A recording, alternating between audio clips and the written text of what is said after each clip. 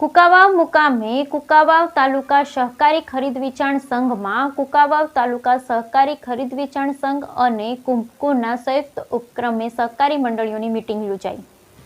જમીન વિકાસ બેંક અમરેલીના ચેરમેન અને માજી સાંસદ વીરજીભાઈના અધ્યક્ષસ્થાને રાખવામાં આવેલ, જેમાં ઉપસ્થિત વીરજીભાઈ ઠુમ્મર, સંઘના પ્રમુખ